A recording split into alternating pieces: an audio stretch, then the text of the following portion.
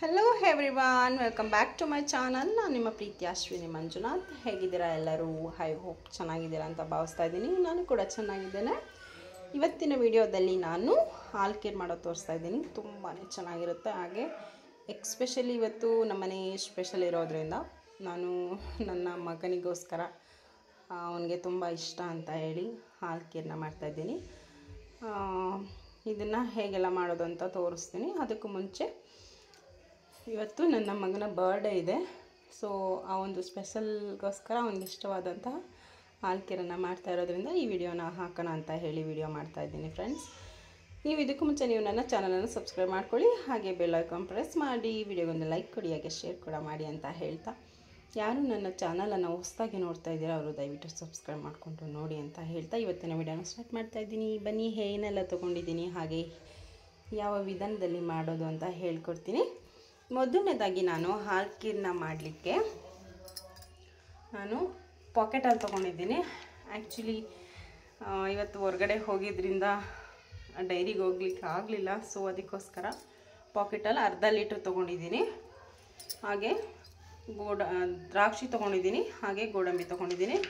ದ್ರಾಕ್ಷಿ ಗೋಡಂಬಿನ ಇಷ್ಟೇ ಹಾಕ್ಕೊಳ್ಳಿ ಅಂತ ನಾನು ಮೆಜರ್ಮೆಂಟ್ ಹೇಳೋದಿಲ್ಲ. ಜಾಸ್ತಿ ಬೇಕಾದರೆ ಹಾಕ್ಕೊಬೋದು, ಕಮ್ಮಿ ಬೇಕಾದರೆ ಹಾಕ್ಕೊಬೋದು. ನೀವು ನಿಮ್ಮ ಅನುಗುಣವಾಗಿ ನೀವು ಹಾಕ್ಕೊಳ್ಳಿ. ಹಾಗೆ ಮಾಡಲಿಕ್ಕೆ ನಾನು ನಂದಿನಿ ತುಪ್ಪವನ್ನು ತೊಗೊಂಡಿದ್ದೀನಿ. ಆ್ಯಕ್ಚುಲಿ ಎಕ್ಸ್ಪೆಷಲಿ ಇದಕ್ಕೆ ಟೇಸ್ಟ್ ಏನಪ್ಪ ಅಂತಂದರೆ, ನಾವು ಹಾಲನ್ನು ಚೆನ್ನಾಗಿ ಕಾಯಿಸಬೇಕು. ಹಾಗೆ ಒಗ್ಗರಣೆಯಲ್ಲಿ ಈ ಒಂದು ನಂದಿನಿ ತುಪ್ಪನ ಹಾಕಿದ್ರೇ ಹೈಲೈಟ್, ಫ್ಲೇವರೇ ಅದು ಜಾಸ್ತಿ ಈ ಹೋಟೆಲ್ ಸ್ಟೈಲಲ್ಲಿ ಘಮ ಘಮ ಅಂತ ಇರುತ್ತೆ. ಆ ಒಂದು ಕಾರಣಕ್ಕೋಸ್ಕರ ನಾನು ಇವತ್ತು ನಂದಿನಿ ತುಪ್ಪವನ್ನು ಬಳಸ್ತಾ ಇದ್ದೀನಿ. ಹಾಗೆ ಇಲ್ಲಿ ನಾನು ಗಣೇಶ ನ್ಯೂ ಡೆಲ್ಲಿ ಹುರಿದ ಶಾವಿಗೆ ಅಂತ ಹೇಳಿ ನಾನು ಹುರಿದಿರೋಂತಹ ಶಾವಿಗೆನ ಬಳಸ್ತಾ ಇದ್ದೀನಿ. ನಾನು ಯಾವುದೇ ರೀತಿ ಹುರ್ಕೊಳ್ಳೋದಿಲ್ಲ. ನೀವು ಯಾವ ಶಾವಿಗೆ ತೊಗೊಂಡು ಬೇಕಾದರೂ ಮಾಡ್ಕೊಬೋದು. ಮಾಡ್ಕೊಬೇಕಾದ್ರೆ ಸ್ವಲ್ಪ ತುಪ್ಪ ಹಾಕ್ಕೊಂಡು ಹುರ್ಕೊಂಡು ನೀಟಾಗಿ ಮಾಡ್ಕೊಳ್ಳಿ. ಹಾಗೆ ನಾನಿಲ್ಲಿ ಒಂದು 3/4 ಬೌಲ್ನಷ್ಟು ಸಕ್ಕರೆ ತೊಗೊಂಡಿದ್ದೀನಿ. ಹಾಗೆ ಇಲ್ಲಿ ಸಬ್ಬಕ್ಕಿ ತೊಗೊಂಡಿದ್ದೀನಿ. ಸ್ವಲ್ಪ ನೀರಲ್ಲಿ ನೆನೆ ಹಾಕಿಟ್ಟಿದ್ದೀನಿ. 2 ಏಲಕ್ಕಿ. ಹಾಗೆ ಮಾಡಲಿಕ್ಕೆ ನಾನು ಬಾಣಲೆನ ಇಟ್ಟಿದ್ದೇನೆ. ಮೊದಲನೇದಾಗಿ ಹಾಲನ್ನು ಹಾಕ್ಕೊಳ್ತಾ ಇದ್ದೀನಿ. ನಾನು ಇದಕ್ಕೆ ಒಂದು ಟೀ ಕಪ್ನಲ್ಲಿ 1 ಗ್ಲಾಸಷ್ಟು ನೀರನ್ನು ಆ್ಯಡ್ ಮಾಡ್ತೀನಿ. ಯಾಕೆಂದರೆ ಅದು ಬೇಯ್ತಾ ಬೇಯ್ತಾ ಗಟ್ಟಿ ಆಗುತ್ತೆ, ಒಂದು ಅದಕ್ಕೆ ಬರುತ್ತೆ, ಅದಕ್ಕೋಸ್ಕರ. ಹಾಗೆ ನಾನಿಲ್ಲಿ 1 ಗ್ಲಾಸಷ್ಟು ನೀರನ್ನು ಹಾಕ್ಕೊಳ್ತಾ ಇದ್ದೀನಿ. ಇವಾಗ ಹಾಲು ಲೈಟಾಗಿ ಕುದಿಯೋ ಸ್ಟೇಜಲ್ಲಿದೆ, ಅಂದರೆ ಬಿಸಿ ಇದೆ. ಒಂದು ನಿಮಿಷ ಇದು ಒಂದೇ ಒಂದು ಮಳ್ಳು ಬರುತ್ತಲ್ಲ, ಆ ಟೈಮ್ನಲ್ಲಿ ನಾವು ಒಂದು ಕುದಿ ಬಂದಾಗ ನಾನು ಸೀಮೆ ಅಕ್ಕಿನ ಹಾಕ್ಕೊಳ್ತಾ ಇದ್ದೀನಿ. ಯಾಕೆಂದರೆ ಹಾಲಲ್ಲೇ ಸೀಮೆ ಅಕ್ಕಿ ಬೆಂದರೆ ತುಂಬಾ ರುಚಿಯಾಗಿರುತ್ತೆ, ಹಾಗೆ ಚೆನ್ನಾಗಿರುತ್ತೆ. ಅದಕ್ಕೋಸ್ಕರ ಹಾಲು ಕುದೀತಾ ಇದೆ. ನೆಕ್ಸ್ಟ್ ನಾನಿಲ್ಲಿ ನೆನೆಸಿಟ್ಕೊಂಡಿರೋಂತಹ ಸಬ್ಬಕ್ಕಿಯನ್ನು ಹಾಕ್ಕೊಳ್ತಾ ಇದ್ದೀನಿ. ಹಾಕ್ಕೊಂಡು ನೀಟಾಗಿ ಮಿಕ್ಸ್ ಮಾಡ್ಕೊಳ್ತಾ ಇದ್ದೀನಿ. ಈ ರೀತಿ ಹಾಕಿ ಮಾಡೋದ್ರಿಂದ ತುಂಬಾ ಚೆನ್ನಾಗಿರುತ್ತೆ. ಟೇಸ್ಟ್ ಕೂಡ ಆಗಲಿ, ಫ್ಲೇವರ್ ಆಗಲಿ ಡಿಫ್ರೆಂಟ್ ಆಗಿರುತ್ತೆ. ಲೈಕ್ ಹೋಟೆಲ್ ಸ್ಟೈಲಲ್ಲಿ ಮದುವೆ ಮನೆಗಳಲ್ಲೆಲ್ಲ ಹಾಲು ಕೇರ್ ಮಾಡ್ತಾರಲ್ಲ, ಹಾಗೇ ಇರುತ್ತೆ ಅಂತಲೇ ಹೇಳ್ಬೋದು. ಈ ಒಂದು ಸೀಮೆ ಅಕ್ಕಿ ಬೇಯೋ ತನಕ ನಾವು ನೀಟಾಗಿ ಈ ರೀತಿಯಾಗಿ ಕೈ ಆಡಿಸ್ಕೊಂಡು ಬೇಯಿಸ್ಕೊಬೇಕಾಗತ್ತೆ. ಸೀಮೆ ಅಕ್ಕಿ ಚೆನ್ನಾಗಿ ಬೆಂದಿದೆ, ನೀವು ನೋಡ್ತಾ ಇರ್ಬೋದು.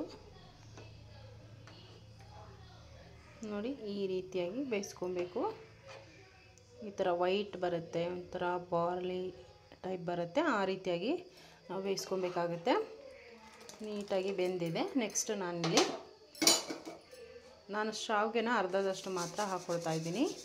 ಶಾವಿಗೆ ಕೂಡ ಒಂದು 2 ನಿಮಿಷ ಸಾಫ್ಟ್ ಆಗೋವರೆಗೂ ನಾವು ಹಾಲಲ್ಲೇ ನೀಟಾಗಿ ಬೇಯಿಸ್ಕೊಬೇಕು. ಈ ರೀತಿಯಾಗಿ ಮಿಕ್ಸ್ ಮಾಡ್ಕೊಬೇಕಾಗುತ್ತೆ. ಒಂದೇ ಸಲ ಹಾಕಿ ಈ ಥರ ಸಡನ್ನಾಗಿ ತಿರುಗಿದ್ರೆ ಬಿಡಿ ಬಿಡಿ ಆಗುತ್ತೆ. ಹಾಗೆ ಹಾಕ್ಬಿಟ್ಟು ಸ್ವಲ್ಪ ಲೇಟಾಗಿ ತಿರುಗಿದ್ರೆ ಅಂಟ್ಕೊಳ್ಳುತ್ತೆ, ಆಗ ಉದುದ್ರಾಗಿ ಬರೋದಿಲ್ಲ. ಈಗ ನೀಟಾಗಿ ಮಿಕ್ಸ್ ಆಗಿದೆ. ನೆಕ್ಸ್ಟು ಶಾವಿಗೆ ಕೂಡ ನೀಟಾಗಿ ಬೆಂದಿದೆ. ಇಲ್ಲಿ ನೋಡಿ, ಈ ಥರ ಸಾಫ್ಟಾಗಿ ಬೀಳಬೇಕು, ಅಲ್ಲಿ ತನಕ ಬೇಯಿಸ್ಕೊಬೇಕಾಗತ್ತೆ. ನೆಕ್ಸ್ಟ್ ನಾನಿಲ್ಲಿ ಸಕ್ಕರೆನ ಹಾಕ್ಕೊಳ್ತಾ ಇದ್ದೀನಿ. ಸಕ್ಕರೆ ನಿಮಗೆ ಸ್ವೀಟ್ ಜಾಸ್ತಿ ಬೇಕು ಅಂದರೆ ಜಾಸ್ತಿ ಹಾಕ್ಕೊಳ್ಳಿ, ಕಡಿಮೆ ಬೇಕು ಅಂದರೆ ಕಡಿಮೆ ಮಾಡ್ಕೊಬಹುದು. ನಾವು ಸ್ವೀಟ್ ತಿನ್ನೋದ್ರಿಂದ ಸ್ವಲ್ಪ ಜಾಸ್ತಿನೇ ಹಾಕ್ಕೊಳ್ತಾ ಇದ್ದೀನಿ. ಹಾಕ್ಕೊಂಡು ನೀಟಾಗಿ ಮಿಕ್ಸ್ ಮಾಡ್ಕೊಬೇಕಾಗತ್ತೆ ಸಕ್ಕರೆ ಕರಗೋವರೆಗೂ. ಸಕ್ಕರೆ ಕೂಡ ಒಂದೆರಡು ಕುದಿ ಬರಬೇಕು, ಅಲ್ಲಿ ತನಕ ನಾವು ಬೇಯಿಸ್ಕೊಬೇಕಾಗತ್ತೆ. ಅಷ್ಟರಲ್ಲಿ ನಾನಿಲ್ಲಿ ಗೋಡಂಬಿ ಮತ್ತು ದ್ರಾಕ್ಷಿನ ತುಪ್ಪದಲ್ಲಿ ಹುರ್ಕೊಳ್ತಾ ಇದ್ದೀನಿ. ನಾನಿಲ್ಲಿ 1.5 ಟೇಬಲ್ ಸ್ಪೂನಷ್ಟು ತುಪ್ಪವನ್ನು ಹಾಕ್ಕೊಂಡಿದ್ದೀನಿ. ಹಾಗೆ ತುಪ್ಪ ಬಿಸಿ ಆಗ್ತಾ ಇದೆ, ತುಪ್ಪ ಕೂಡ ಬಿಸಿಯಾಗಿದೆ. ನೆಕ್ಸ್ಟ್ ನಾನಿಲ್ಲಿ ಗೋಡಂಬಿ ಚೂರುಗಳನ್ನ ಹಾಕ್ಕೊಳ್ತಾ ಇದ್ದೀನಿ. ನಿಮಗೆ ಹೀಗೆ ಹಾಕ್ಕೊಳ್ಬೋದು, ಇಲ್ಲಾಂದರೆ ಕಟ್ ಮಾಡಿ ಕೂಡ ಹಾಕ್ಕೊಬೋದು. ನಿಮಗೆ ಹೇಗೆ ಇಷ್ಟನೋ ಹಾಗೆ ಹಾಕ್ಕೊಳ್ಳಿ. ನನಗೆ ಇದೇ ರೀತಿಯಾಗಿ ಇದ್ರೇ ತುಂಬ ಇಷ್ಟ, ಅದಕ್ಕೋಸ್ಕರ ನಾನು ಹೀಗೇ ಹಾಕ್ಕೊಂಡಿದ್ದೀನಿ. ಮತ್ತು ಇನ್ನೊಂದು ಏನಪ್ಪ ಅಂದರೆ, ಈ ಗೋಡಂಬಿನ ಹುರಿಬೇಕಾದ್ರೆ ಫುಲ್ಲು ಲೋ ಫ್ಲೇಮಲ್ಲಿ ಇಟ್ಕೊಂಡು ಹುರಿಬೇಕಾಗುತ್ತೆ. ಯಾಕೆಂದರೆ ಹೈ ಫ್ಲೇಮಲ್ಲಿ ಇಟ್ಟರೆ ಹೊರಗಡೆ ಸೀದೋಗುತ್ತೆ, ಹಾಗೆ ಒಳಗಡೆ ಬೆಂದಿರೋದಿಲ್ಲ. ಅದಕ್ಕೋಸ್ಕರ ಲೋ ಫ್ಲೇಮಲ್ಲಿ ಇಟ್ಕೊಂಡು ಫ್ರೈ ಮಾಡಿದ್ರೆ ತುಪ್ಪದಲ್ಲಿ ತುಂಬಾ ಚೆನ್ನಾಗಿರುತ್ತೆ, ಕ್ರಂಚಿಯಾಗಿರುತ್ತೆ. ತಿನ್ನೋದಕ್ಕೂ ಒಂದು ಎಕ್ಸ್ಟ್ರಾ ಫ್ಲೇವರೇ ಕೊಡುತ್ತೆ ಅಂತಲೇ ಹೇಳ್ಬೋದು. ಇವಾಗ ಇದು ಗೋಲ್ಡನ್ ಬ್ರೌನ್ ಕಲರ್ ಬರೋ ತನಕ ನಾನು ನೀಟಾಗಿ ಫ್ರೈ ಮಾಡ್ಕೊಳ್ತಾ ಇದ್ದೀನಿ. ಅಟ್ಲೀಸ್ಟ್ ಬ್ರೌನ್ ಕಲರ್ ಬರಲಿಲ್ಲ ಅಂದರೂ ಗೋಲ್ಡ್ ಕಲರ್ ಆದರೂ ಬರೋ ತನಕ ನಾವು ಹುರ್ಕೊಬೇಕಾಗತ್ತೆ. ಇಲ್ಲಿ ನೋಡ್ತಾ ಇರ್ಬೋದು ಗೋಲ್ಡನ್ ಬ್ರೌನ್ ಕಲರ್ ಬಂದಿದೆ. ನೆಕ್ಸ್ಟ್ ನಾನಿಲ್ಲಿ ದ್ರಾಕ್ಷಿಯನ್ನು ಹಾಕ್ಕೊಳ್ತಾ ಇದ್ದೀನಿ. ಇನ್ನೊಂದು ಏನಪ್ಪ ಅಂದರೆ, ದ್ರಾಕ್ಷಿ ಹಾಕ್ಕೊಂಡು ನಾವು ಸ್ಟವನ್ನು ಆಫ್ ಮಾಡ್ಕೊಬೇಕಾಗತ್ತೆ. ಈ ತುಪ್ಪದ ಕಾವಲೇ ದ್ರಾಕ್ಷಿ ನೀಟಾಗಿ ಫ್ರೈ ಆಗ್ತವೆ ಅಂತಲೇ ಹೇಳ್ಬೋದು. ನೀಟಾಗಿ ಈ ರೀತಿಯಾಗಿ ಫ್ರೈ ಮಾಡ್ಕೊಬೇಕು, ಕೈ ಆಡಿಸ್ಕೊಂಡು. ಅದು ಬಬ್ಲ್ ಥರ ಅಂದರೆ ಫ್ಲಫಿಯಾಗಿ ಊದ್ಕೊಳ್ಳುತ್ತೆ, ಅಲ್ಲಿ ತನಕ ನಾವು ಫ್ರೈ ಮಾಡ್ಕೊಬೇಕಾಗತ್ತೆ. ಇವಾಗ ಇದು ಫ್ರೈ ರೆಡಿ ಇದೆ.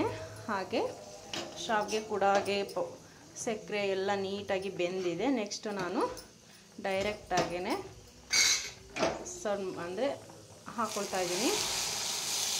ಹಾಕ್ಕೊಂಡು ನೀಟಾಗಿ ಮಿಕ್ಸ್ ಮಾಡ್ಕೊಳ್ಳೋಣ.